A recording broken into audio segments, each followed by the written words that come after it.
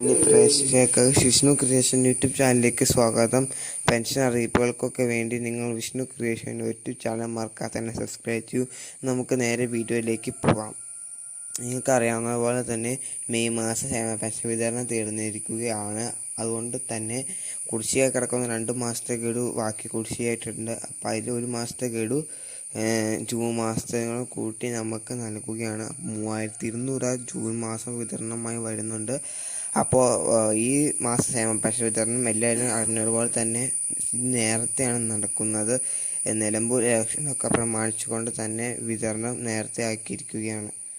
അപ്പോൾ 3200 വെച്ച് 19-ാം തീയതി മുമ്പാകെ തന്നെ വിതരണം ചെയ്യാനുള്ള സാധ്യത. എന്ന് വെച്ചാൽ നമുക്ക് ഈ ആഴ്ചത്തോടെ അടുത്ത ആഴ്ച തുടക്കത്തോടെ തന്നെ വിതരണം ആരംഭിക്കാൻ സാധ്യതയുണ്ട്.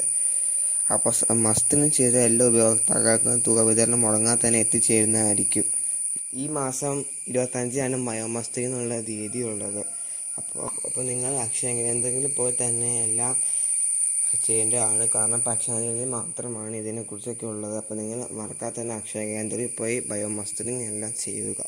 അപ്പോൾ ഇത്രയാണ് ഈ വീഡിയോ പറഞ്ഞത്. കൂടുതൽ അറിയിപ്പുകൾക്കൊക്കെ വേണ്ടി വിഷ്ണു ക്രിയേഷൻ യൂട്യൂബ് ചാനൽ മറക്കാതെ തന്നെ സബ്സ്ക്രൈബ് ചെയ്തു.